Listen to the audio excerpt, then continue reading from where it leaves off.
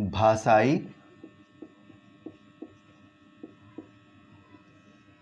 दक्षता का विकास।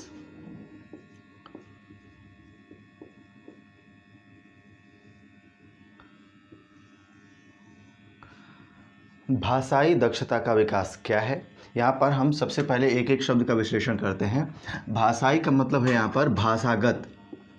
भाषागत दक्षता का अर्थ होता है यहाँ पर निपुणता। निपुणता। और विकास का मतलब है परिवर्तन, सकारात्मक परिवर्तन या सकारात्मक बदलाव, उत्तरोत्तर उत्थान। तो भाषागत निपुणता की बात की जा रही है।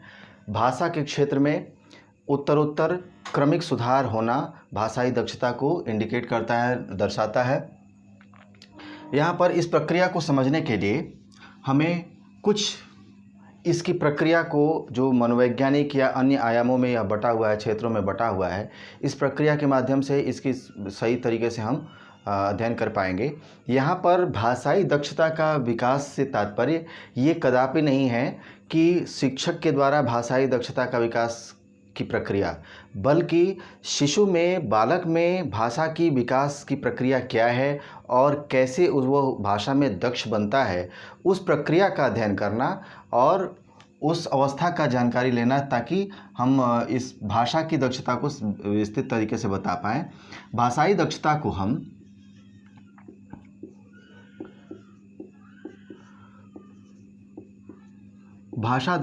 हम इसके 3 महत्वपूर्ण आधारों में बांट करके इस प्रक्रिया को बेहतर तरीके से जान पाएंगे। आइए इस प्रक्रिया को सबसे पहले देखते हैं कि इसके 3 आधार क्या हैं। सबसे पहला आधार है इसका अवस्था के आधार पर। अवस्था के आधार पर, यानी कि अवस्था के आधार पर भाषा की दक्षता कैसे होती है, भाषाई दक्षता कैसे हो पाती है, या इसके बाद भाषाई घटकों के आधार पर। भाषाई घटकों के आधार पर, भाषाई घटकों के आधार पर। और तीसरा इसका महत्वपूर्ण जो क्षेत्र है, आधार है इस भाषाई दक्षता का, वह है मनोवैज्ञानिक आधार। मनोवैज्ञानिक आधार पर।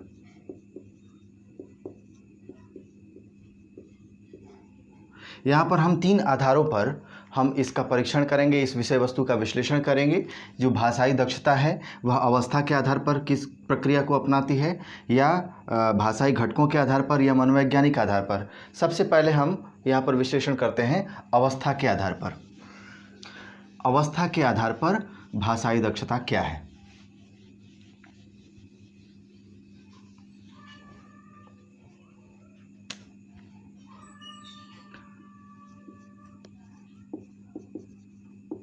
अवस्था के आधार पर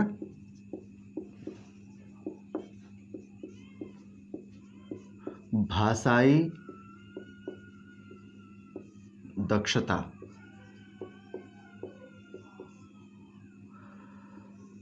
बहुत ही महत्वपूर्ण पक्ष है यह।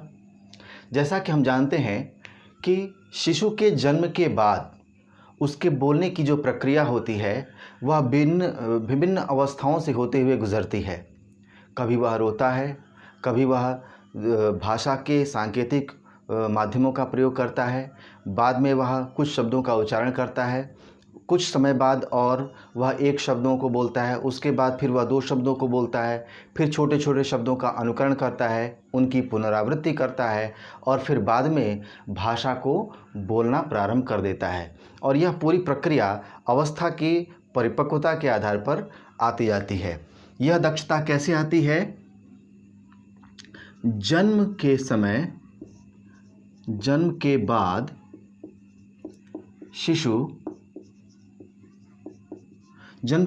शिशु की भाषा, उसका रोना है, ध्यान देंगे, यह बहुत ही महत्वपूर्ण प्रश्न है। प्रायः इस तरह का प्रश्न आता है कि शिशु की पहली भाषा इनमें से क्या है। तो कई बार एक शब्द, दो शब्द या तुतलाना ऐसे विकल्प होते हैं, और रोना भी होता है। तो छात्र प्रायः यह भ्रम में पड़ जाते हैं कि रोना कोई भाषा थोड़ी है, और वह गलत विकल्प का चयन कर जाते हैं। तो नहीं, हमको ध्यान देना होगा। शिशु के जन्म के बाद, शिशु के जन्म के बाद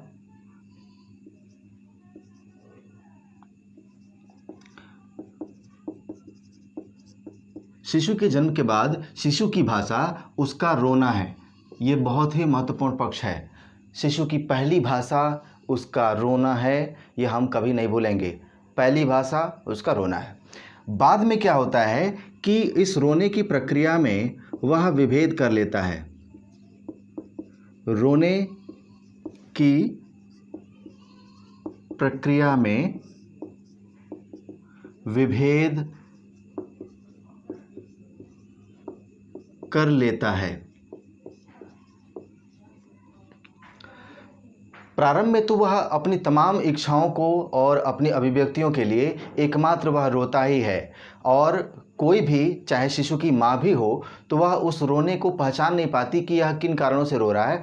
लेकिन कुछ समय के अंतराल के बाद वह रोने की प्रक्रिया में विभेद कर लेता है। जैसे ही 2 माह 3 माह की अवस्था पार करता है शिशु, जन्म के 3 माह के अंतराल के बाद शिशु जो है रोने की प्रक्रिया में अंतर कर लेता है। जैसे अगर वह भौतिक इच्छाओं के लिए या भूख प्यास के लिए या किसी अन्य कारणों से, प्रायः भूख, निद्रा या किसी पीड़ा की वजह से ही शिशु रोते हैं, तो इस परिस्थिति में वह प्रारंभ में क्या होता है कि वह एक समान गति से रोते हैं। लेकिन दूसरी अवस्था में, जैसे ही वह 4-5 माह की अवस्था में आ जाते हैं, 3 से 4 माह की अवस्था में आते हैं, उस रोने की प्रक्रिया में बदलाव कर लेते हैं। यानी कि कभी बहुत मध्यम स्वर में, कभी धीमे स्वर में रोना, बहुत हल्के स्वर में रोना, और कभी बहुत तीव्रता से रोना।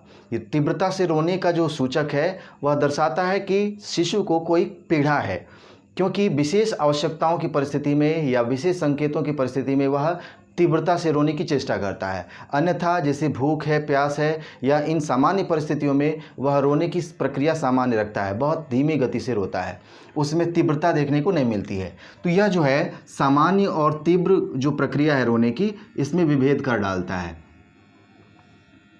3 से 4 माह की अवस्था तक आते आते रोने की प्रक्रिया में विभेद हो जाता है। यही प्रक्रिया 6 माह तक आते आते, 6 माह तक आकर वह बलबलाने लगता है।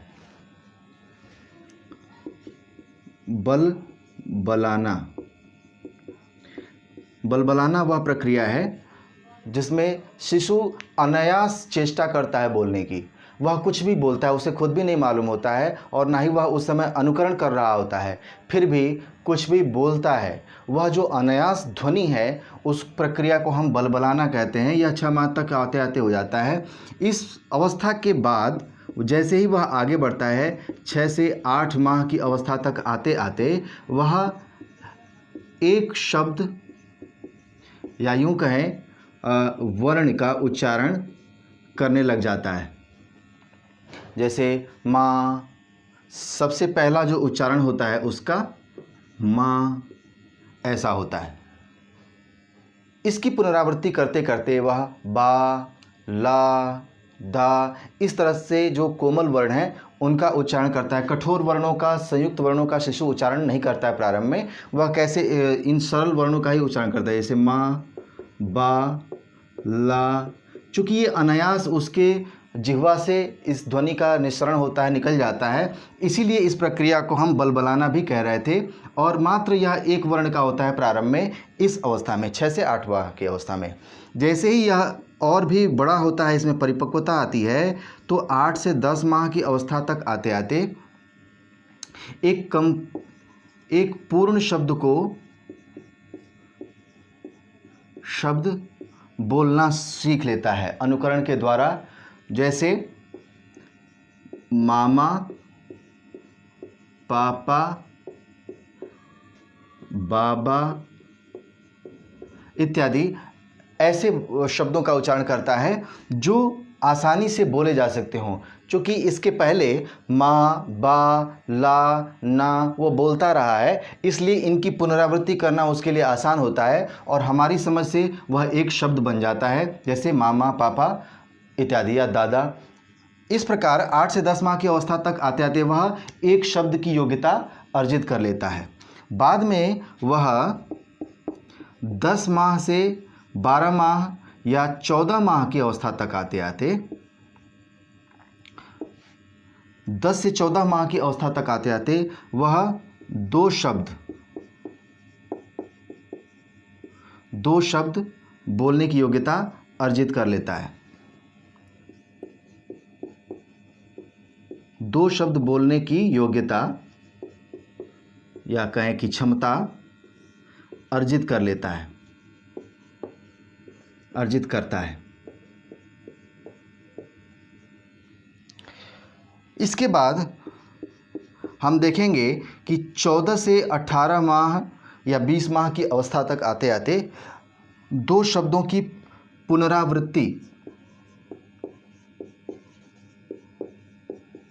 पुनरावृत्ति करता है। किनकी? 2 शब्दों की।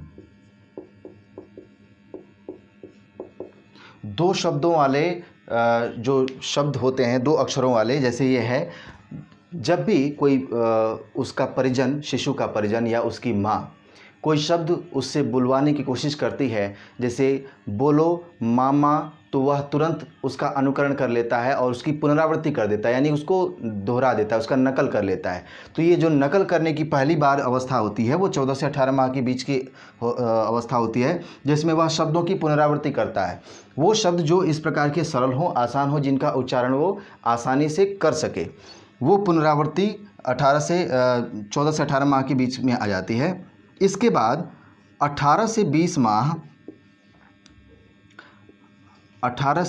माह तक आते आते वह पूर्ण रूप से शब्दों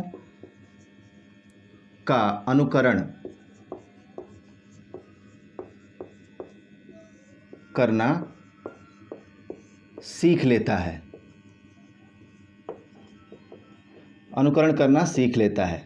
जब वह 18 से 20 माह का होता है तब वह शब्दों का अनुकरण करना सीख लेता है और इस प्रकार से वह जैसे जैसे अवस्था परिवर्तन होता है, उसके अंदर परिपक्वता आती है, वह शब्दों को दोहराना, सुनकर बोल लेना, उनकी पुनरावृत्ति करना, इस योग्यता को अर्जित कर चुका होता है और वह भाषा की तरफ बढ़ रहा होता है, आगे भाषा सीखने की तरफ, भाषा को पूर्ण रूप से अर्जित करने की प्रक्रिया की तरफ बढ़ रहा होता है। यहाँ तक हमने देखा कि 20 माह तक अवस्था तक आते आते वह शब्दों की पुनरावृत्ति कर लेता है, सुनकर अनुकरण कर लेता है। 20 से 24 माह की अवस्था तक आते आते वह तुतली भाषा में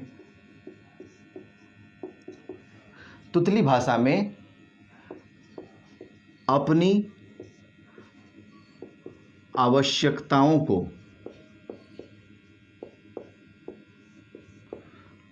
आवश्यकताओं को अभिव्यक्त करने की निपुणता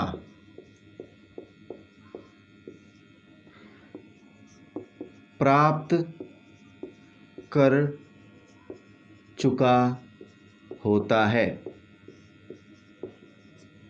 क्या हमने देखा कि तुतली भाषा में वह तुतलाता है, वह पूर्ण रूप से हम लोगों की तरह, बड़े और वयस्क लोगों की तरह भाषा का स्पष्ट उच्चारण तो नहीं कर पाता, परंतु तुतली भाषा में वह अपनी आवश्यकताओं को, ज़रूरत की चीज़ों को, जैसे भूख लगना, प्यास लगना या जो शारीरिक अन्य क्रियाएं हैं, उन गतिविधियों को व्यक्त करने के लिए वह अपनी तुतली भाषा का प्रयोग करता है और उसमें अपनी बातों को पूर्ण रूप से कह पाने में सक्षम हो जाता है। अब बारी आती है इस अवस्था के बाद, यानी कि 2 साल के बाद 2 से 3 वर्ष की अवस्था तक आते आते भाषाई घटकों और विशेषताओं को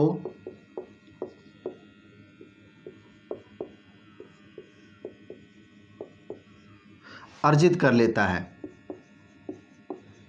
अर्जित कर लेता है।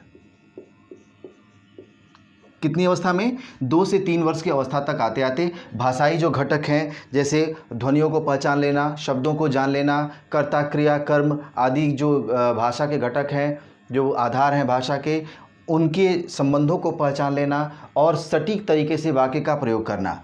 यहाँ पर अब हम देखेंगे कि 3 से 4 वर्ष की अवस्था तक आते आते वह पूर्ण रूप से भाषा अर्जित कर लेता है, अर्जित कर लेता है। कब? 3 से 4 वर्ष की अवस्था तक आते आते। इसीलिए विद्यालय जाने से पूर्व, विद्यालय में प्रायः 3 से 4 वर्ष की अवस्था तक ही नामांकन होता है, तो उस अवस्था तक पहुंचने से पहले ही भाषा को पूर्ण रूप से छात्र अर्जित कर चुके होते हैं। सोचिए, एक शिशु विद्यालय जाने से पहले, यानी कि विद्यालय में जाकर कुछ सीखने और पढ़ने से पहले ही भाषा को अच्छी तरह से सीख चुका होता है और भाषा का विधिवत प्रयोग करना जानता है। इसलिए 3 से 4 वर्ष की जो अवस्था है यह बहुत ही महत्वपूर्ण होती है और प्रश्नों में बार बार पूछा जाता है कि वह कौन सी अवस्था है जिसमें शिशु पहली बार पूर्ण रूप से भाषा को अर्जित कर लेता है। आपका उत्तर क्या होगा? 3 से 4 वर्ष की अवस्था। इस अवस्था में विद्यालय जाने से पहले की अवस्था ही है, लेकिन इसी अवस्था में मात्र 3 वर्ष का बच्चा या 4 वर्ष का बच्चा पूर्ण रूप से भाषा के बारे में जानता है, भाषाई घटकों को पहचानता है। जैसे बालक के लिए पुल्लिंग का प्रयोग करना, बालिका के लिए स्त्रीलिंग का प्रयोग करना, उपयुक्त क्रिया का प्रयोग करना, सटीक कर्म का प्रयोग करना, ध्वनियों को पहचानना, ये जो भाषाई घटक हैं, व्याकरण के सारे पक्ष हैं, उन सब की जानकारी हो चुकी होती है इसी अवस्था में। और वो जो प्रक्रिया थी वो अवस्था के आधार पर परिमार्जित होती रहती है। हम देखते हैं कि शिशु जन्म के बाद बोलने की पहली जो प्रक्रिया अपनाता है वह उसकी भाषा, उसका रोना है, लेकिन उस रोने में बाद में विभेद कर लेता है। उस रोने की प्रक्रिया में के बाद ऐसा हम देखते हैं कि वह एक अक्षर को बोलता है, फिर एक शब्द को बोलता है, फिर 2 शब्दों को बोलता है, फिर शब्दों का अनुकरण करता है, उनकी पुनरावृत्ति करता है और इस तरह से 2 वर्ष के बाद 3 वर्ष और 4 वर्ष की अवस्था के मध्य आते आते वह पूर्ण रूप से भाषा को अर्जित कर लेता है, सीख चुका होता है। तो यह जो भाषाई दक्षता है वह अवस्था के आधार पर परिवर्तित होती जाती है, स्वतः आती है। यह जो प्रक्रिया होती है वह स्वतः होती है। ध्यान देंगे, यह प्रक्रिया स्वतः होती है, इसमें हमारा आपका कोई योगदान नहीं होता है। हम किसी शिशु को ये नहीं सिखा सकते हैं कि किस बात के अभिव्यक्ति के लिए आपको किस शब्द का उच्चारण करना है। वह आपसे, अपने परिवेश से स्वतः सीखता जाता है, अपनी क्षमताओं के आधार पर, अनुकरण के आधार पर। अब बात करते हैं भाषाई दक्षता के दूसरे आधार के बारे में।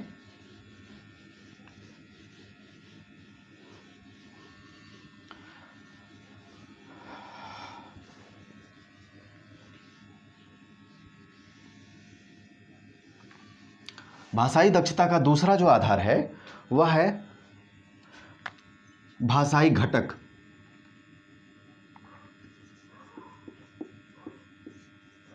भाषाई घटकों के आधार पर, यानी कि भाषाई घटकों के आधार पर भाषाई दक्षता कैसे होती है, भाषा में कैसे उन्नत विकास हो सकता है, उत्तरोत्तर सुधार हो सकता है, आइए जानते हैं। भाषाई घटक से तात्पर्य है ध्वनि, वर्ण यानी कि या मात्रा, या फिर इसके साथ उसकी वर्तनी कह सकते हैं, जिसमें स्वर और व्यंजन ये दोनों शामिल होते हैं। इसके बाद इस प्रक्रिया से उत्पन्न शब्द का विन्यास, शब्द विन्यास या फिर वाक्य विन्यास, शब्द का विन्यास हो या फिर वाक्य का विन्यास हो, यह भाषाई घटक हैं। और इस वाक्य की प्रक्रिया में हम जैसा कि जानते हैं कि कर्ता, कर्म, क्रिया या विशेषण, कारक, अव्यय, प्रत्यय, उपसर्ग, इन घटकों का प्रयोग करना वांछित होता है, उपयोगी होता है। भाषाई घटक के आधार पर छात्रों में कैसे विकास होता है, भाषाई दक्षता कैसे आती है, वहाँ पर हम एक एक करके देखते हैं। सबसे पहले शिशु ध्वनियों का परिचय प्राप्त करता है कि ध्वनि क्या है, उनको किस नाम से जाना जाता है, वो वर्ण कौन कौन से हैं, जैसा कि उसको पता चलता है बाद में जब वह सीखता है। और यह औपचारिक प्रक्रिया होती है सिखाने की। इस प्रक्रिया में जब शिशु आता है तो उसे बताया जाता है कि जिन ध्वनियों का उच्चारण वह बचपन से करता आ रहा है, शैशवावस्था से करता आ रहा है, उन ध्वनियों को हम इस रूप में जानते हैं, वर्णों के नाम से जानते हैं। और वे वर्ण कैसे हैं, तो स्वर वर्ण है और व्यंजन वर्ण है। तो स्वर और व्यंजन की पहचान कर लेता है, उनकी मात्राओं को पहचानना प्रारंभ कर देता है, उनकी वर्तनियों को समझता है। उसके बाद वह शब्दों का परिचय जानता है कि शब्दों का निर्माण कैसे होता है, कौन से शब्द सार्थक हैं, निरर्थक हैं, इनकी उत्पत्ति कैसे होती है, प्रयोग के आधार पर हो, रचना के आधार पर हो, या विभिन्न जो इसके शब्दों के आधार हैं उसके आधार पर वह शब्दों का परिचय प्राप्त करता है, शब्दों के बारे में सीखता है। शब्दों को सीखने के बाद बात अब प्रक्रिया आगे बढ़ती है, तब वह वाक्य के बारे में जानना प्रारंभ करता है कि हम शब्दों का विन्यास कुछ इस प्रकार से करें कि वो एक सटीक और सार्थक वाक्य बन जाए। तो वाक्य के जो शर्त होते हैं, वाक्य के जो नियम होते हैं, वाक्यों का जो आधार है, उस प्रक्रिया को जानता शिशु उसके बाद जानता है। तो यह जो पहली प्रक्रिया होती है ध्वनि, दूसरी होती है शब्द विन्यास की प्रक्रिया, और तीसरी प्रक्रिया है वाक्य विन्यास की। इस प्रकार से ध्वनि, ध्वनि से शब्द, शब्द से वाक्य, वाक्य के सार्थक विन्यास के बाद भाषा पूर्ण होती है, भाषा पूर्ण हो जाती है। तो भाषा कब पूर्ण नहीं होगी, जब उसके अंदर वाक्य विन्यास में कमी हो, या शब्द विन्यास में कमी हो, या शब्दों ध्वनियों का सार्थक उसमें प्रयोग या चिन्हीकरण ना हुआ हो। इस क्रम में हम भाषाई घटकों के आधार पर भाषाई दक्षता का विकास करते हैं। चूँकि विद्यालय में आने के बाद जब वह शिशु 3 से 4 साल की अवस्था में आता है, 3 से 4 वर्ष की अवस्था उसकी हो चुकी होती है, विद्यालय में नामांकन होता है, या जब उसको कोई शिक्षक सिखाता है तो पहली बार वह परिचय ध्वनियों का प्राप्त करता है। वर्णों के रूप में मात्रा वर्तनी की जानकारी उसको कराई जाती है, शब्द का विन्यास कराया जाता है, शब्दों के आधार, शब्दों की जो रचना है, निर्माण है, उस प्रक्रिया को समझाया जाता है। उसके बाद वाक्य विन्यास की प्रक्रिया समझाई जाती है। इस प्रक्रिया से हम भाषाई दक्षता का विकास करते हैं शिशु में। तो यह एक दूसरा आधार है भाषाई दक्षता को विकसित करने का, भाषाई घटकों के आधार पर। अब बात करते हैं तीसरे सबसे महत्वपूर्ण आधार के बारे में, जिसके आधार पर भाषाई दक्षता का विकास शिशु में की जाती है या स्वतः होती भी है, और वह है मनोवैज्ञानिक आधार पर।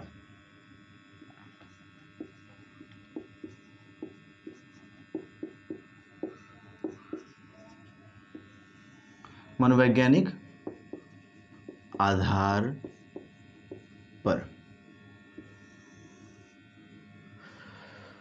मनोवैज्ञानिक आधार पर शिशु में भाषाई दक्षता का विकास किस प्रकार से होता है, इसको समझने के लिए मनोवैज्ञानिक आधार की जो प्रक्रिया है उसको समझना होगा। किसी भी चीज़ को सीखने के लिए हमें 3 प्रक्रिया से होकर गुजरना होता है। वह उसका पहला चरण होता है जिज्ञासा। जिज्ञासा। दूसरा है अनुकरण।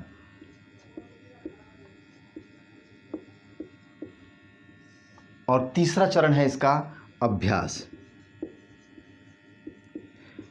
इन 3 चरणों से होते हुए हम किसी चीज़ को सीखते हैं और अर्जित करते हैं, ज्ञानार्जन करते हैं। चूँकि यहाँ पर भाषा का क्षेत्र है, इसलिए भाषाई कर सकते हैं। भाषाई ज्ञानार्जन करते हैं कब, कैसे? जिज्ञासा के माध्यम से, अनुकरण के माध्यम से, और उसके बाद अभ्यास के माध्यम से। अब ऐसा करने से होता क्या है ये भी हम जानेंगे, इससे पहले इस प्रक्रिया को समझते हैं। जिज्ञासा जो है वह एक तरह का उद्दीपक का कार्य करता है। जैसा कि हम पढ़ते आ रहे हैं, अधिगम में भी हमने पढ़ा होगा कि अधिगम का एक मुख्य जो कारण होता है वह एक उद्दीपक भी है। जैसे कोई स्टिमुलस हमको प्राप्त होता है, तुरंत हम रिस्पॉन्स करते हैं, रिस्पॉन्स देते हैं और प्रतिक्रिया करते हैं। प्रतिक्रिया के फलस्वरूप जब हम कार्य करते हैं उससे हमें बाद में फीडबैक मिलता है कि ये कार्य कैसा है, इस प्रक्रिया को हम सही माने या गलत माने, और उसके आधार पर हम ये तय करते हैं कि इस प्रक्रिया की पुनरावृत्ति करनी है कि नहीं, यानी उसे दोहराना है या उसका परित्याग कर देना, उसको छोड़ देना है। तो वहाँ पर हमने देखा कि उद्दीपक से हमने प्रतिक्रिया अपनाई और फिर पृष्ठपोषण के बाद हमने सीख लिया। तो वो जिज्ञासा जो है यहाँ पर उद्दीपक का कार्य करता है। जिज्ञासा यहाँ पर उद्दीपक का कार्य करता है, और जैसे ही किसी विषय वस्तु के बारे में हमारे मन में जिज्ञासा उत्पन्न होती है कि अमुक विषय वस्तु क्या है, क्या कहते हैं इसको, क्या स्वरूप है इसका, क्यों इस तरह का इसका भाव है, तो ये जो चीज़ें हैं ये जिज्ञासा उत्पन्न करती हैं। और जिज्ञासा के बाद हम प्रतिक्रिया क्या करते हैं, अनुकरण करते हैं। अनुकरण करते हैं किसका, भाषा का। हमारे परिवेश में जो भी हमारे माता पिता रहने वाले लोग हैं या भाई बहन हैं, आस पड़ोस के लोग हैं या हमारा समाज है, उस समाज में प्रयोग की जाने वाली जो भाषा है उसका हम अनुकरण करते हैं। जिज्ञासा होती है हमारे मन में और सीखने के क्रम में हम अनुकरण करते हैं, और इस प्रकार बार बार अभ्यास के माध्यम से हम भाषा को अर्जित कर लेते हैं, यानी कि सीख लेते हैं। कह सकते हैं कि हम सीखते हैं। हमारे सीखने की प्रक्रिया क्या है, मनोवैज्ञानिक प्रक्रिया हम यहाँ पर विश्लेषण कर रहे हैं। पहले हमारे मन मस्तिष्क में जिज्ञासा उत्पन्न होती है, हम उसका अनुकरण करते हैं, और फिर अभ्यास के बाद बार बार अभ्यास के माध्यम से हम अपने शब्दावली में, अपनी भाषा के कोश में हम उन शब्दों को और उस वाक्य की प्रक्रिया को संचित करते जाते हैं, और जिसके माध्यम से हमारा सीखना सरल होता है और हम भाषाई दक्षता प्राप्त करते जाते हैं। इस प्रक्रिया से हमारे मस्तिष्क में कुछ चीज़ें परिवर्तित होती हैं, और वो परिवर्तन की प्रक्रिया क्या है, वो 4 प्रक्रियाएं होती हैं। पहली जो प्रक्रिया है वो ये है कि इससे हमारे मस्तिष्क में दृश्य बिंब का निर्माण होता है।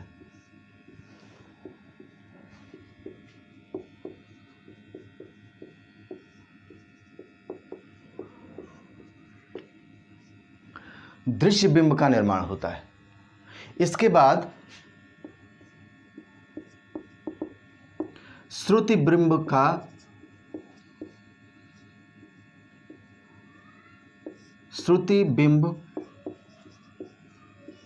का निर्माण होता है।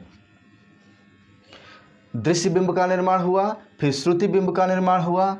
तीसरा जो है वह है विचार बिंब का। विचार बिंब का निर्माण होता है। इसके बाद चौथा जो चरण है इसका वह है भाव बिंब का। भाव बिंब का निर्माण होता है। जब भी हमारे सामने कोई उद्दीपक आता है तो उस उद्दीपक के स्वरूप हमारे मस्तिष्क में कोई ना कोई हलचल, कोई प्रतिक्रिया अवश्य होती है। वो प्रक्रिया कुछ इस प्रकार की होती है। पहला तो यह है कि दृश्य बिंब बनता है हमारे मस्तिष्क में। दृश्य बिंब क्या है, जिसको देखने के बाद एक छवि बनती है। हम याद करें, पियाजे ने एक स्कीमा का उदाहरण दिया था कि कोई भी विषय वस्तु जब हमारे मस्तिष्क में पहुंचता है, चाहे वो कान के माध्यम से सुनकर हो या आँख के माध्यम से देखकर हो या त्वचा के माध्यम से स्पर्श करके हो, किसी भी विषय वस्तु से यदि हमें हमारी इंद्रियां मस्तिष्क को संकेत देती हैं तो मस्तिष्क में एक काल्पनिक छवि बनती है, एक रेखा चित्र का निर्माण होता है। वह दृश्य बिंब कहलाएगा, जिसको उन्होंने स्कीमा का नाम दिया है। तो वो दृश्य बिंब का निर्माण होता है, जिसके आधार पर हम ये कहते हैं कि ये गाय है, ये भैंस है, या इस चित्र को हम इस नाम से जोड़कर जानेंगे। दूसरी बात, बारी आती है श्रुति बिंब की। ज्ञान का जो माध्यम है, जो स्रोत है, वह सिर्फ देखने तक सीमित नहीं है। हम बहुत से ज्ञान की बातों को सुनकर भी जानते हैं, यानी कि बिना देखे भी हम सुनकर एक काल्पनिक छवि का निर्माण कर सकते हैं। इसी प्रकार विचार के माध्यम से भी हमारे मस्तिष्क में एक छवि का निर्माण होता है। कोई चीज़ या तो सुनने से उत्पन्न हो जाए या हमारे आत्मचिंतन से भी वह बन सकता है। वह बिंब यानी कि छवि यानी कि चित्र विचार बिंब कहलाता है। और अगला है भाव बिंब, जो हमारे मस्तिष्क का एक निचोड़ होता है, निष्कर्ष होता है कि हम किस ओर बढ़ रहे हैं, हमारे कार्य करने का जो तरीका होगा वह क्या होगा, हमारे जो व्यक्तित्व का शैली होगी वह क्या होगी। तो वो जो शैली है वो भी एक छवि का निर्माण करती है, एक छवि के रूप में। और इस तरह से हम दृश्य, श्रुति, विचार या भाव के रूप में किसी प्रक्रिया को ग्रहण करते हैं और उसके बाद उत्तरोत्तर उसमें सुधार करते हैं, परिमार्जन करते हैं और सीखते जाते हैं। याद करें, हम स्कीमा में भी क्या होता है कि सबसे पहले किसी चीज़ की छवि बनती है, फिर उसमें हम सुधार करते हैं और उत्तरोत्तर सुधार की प्रक्रिया से हम उसको बेहतर तरीके से जानने लगते हैं। जैसे कि कोई शिशु प्रारंभ में किसी जानवर को देखता है और किसी ने कह दिया कि यह गाय है, तो गाय में क्या देखता है कि 4 पैर है, पूँछ है, सींग है, तो वो गाय लोगों ने कहा। तो वह दूसरी बार क्या करता है कि दूसरे किसी जानवर को, चौपाए जानवर को देखता है, उसे भी गाय कहता है, लेकिन किसी ने संशोधन कर दिया कि ये गाय नहीं है, ये भैंस है। तो वह भैंस में अब गाय में अंतर करना सीखता है कि वो रंग का अंतर है या और अन्य जो गलकंबल का भेद है, उसके आधार पर हम अंतर कर लेते हैं। तो क्या हुआ, यहाँ पर हमने क्या देखा कि पूर्व ज्ञान में यानी कि गाय के स्ट्रक्चर में, उसकी रूपरेखा में, उसकी छवि में भैंस की छवि को संशोधित कर दिया और इस तरह से उसने 2 चीज़ों को सीखा, एक तो गाय को पहचान लिया और दूसरा भैंस को पहचानना सीख गया। और इस तरह से धीरे धीरे वह चौपाए जानवरों में अंतर करना, पहचानना, सीखना प्रारंभ कर देता है। तो भाषाई दक्षता का विकास भी इन्हीं आधारों पर होता है। मनोवैज्ञानिक आधार के रूप में हमने देखा कि ये उसके मनोवैज्ञानिक आधार हैं, चाहे वो अभ्यास के माध्यम से हो या उसकी जिज्ञासा के माध्यम से हो जाए या अनुकरण के माध्यम से हो या फिर दृश्य बिंबों के माध्यम से हो, श्रुति बिंब के माध्यम से हो, विचार या भाव बिंब के माध्यम से हो। वह इस प्रक्रिया के माध्यम से भाषाई तत्वों को ग्रहण करता है, एक के बाद शब्दों को सीखता है, वाक्यों को सीखता है, भाषाई घटकों को अर्जित करता है। इस प्रकार अगर हम निष्कर्ष करें, निचोड़ निकालें, तो हम बता सकते हैं कि शिशु में भाषाई दक्षता का जो विकास है वह तीनों ही पक्षों से होता है, यानी कि अवस्था के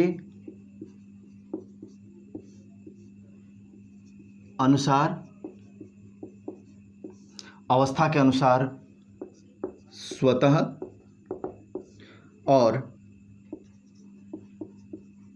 भाषाई घटकों के आधार पर औपचारिक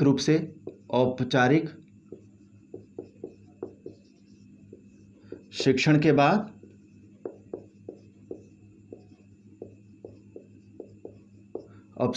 के बाद और तीसरा है मनोवैज्ञानिक आधार पर स्वतः। यहाँ भी हम कुछ नहीं कर सकते हैं। जैसे अवस्था में परिवर्तन जो आता है उसको रोका नहीं जा सकता या उसको बदला नहीं जा सकता, उसमें कोई परिवर्तन नहीं किया जा सकता। उसी प्रकार जो मनोवैज्ञानिक प्रक्रिया है इसको भी हम बहुत हद तक परिवर्तन नहीं कर सकते। इसमें यह स्वतः प्रक्रिया चलने वाली है और ये होती है, यह मस्तिष्क की प्रक्रिया है, यह अवस्था की प्रक्रिया है। यहाँ पर हम परिवर्तन कर पाते हैं और वो परिवर्तन होता है घटकों को सिखा करके। इसीलिए यहाँ पर औपचारिक शिक्षण शब्द हमने जोड़ा है, क्योंकि जब तक कोई शिक्षक, कोई अभिभावक, कोई मेंटर उसको टीच नहीं करता है, उसको गाइड नहीं करता है, वह नहीं जान पाएगा कि इस ध्वनि का नाम क्या है, इसको स्वर कहेंगे, इसको व्यंजन कहेंगे, वाक्य विन्यास क्या है, शब्दों का विन्यास क्या है। तो उसके लिए कोई ना कोई शिक्षक की आवश्यकता पड़ती है। तो इस तीनों तरीके से हम भाषा की दक्षता का विकास करते हैं। अवस्था के आधार पर स्वतः होता है, घटकों के आधार पर उसको सिखाकर उसमें उत्तरोत्तर विकास की जाती है या विकास की प्रक्रिया अपनाई जाती है, या फिर मनोवैज्ञान के आधार पर वह स्वतः सीखता है शिशु में। इन 3 आधारों पर, अवस्था के आधार पर, मनोवैज्ञानिक आधार पर और भाषाई घटकों के आधार पर भाषाई दक्षता, भाषा में निपुणता आती जाती है, उत्तरोत्तर बदलती जाती है। इस कक्षा में इतना ही। इस विषय से संबंधित और भी विस्तार से अध्ययन करने के लिए, स्वाध्याय के लिए आप ऐप पर उपलब्ध कराए गए PDF नोट्स को पढ़ें और इससे संबंधित प्रश्नों को आप ऐप के जरिए डिस्कस कर सकते हैं। धन्यवाद।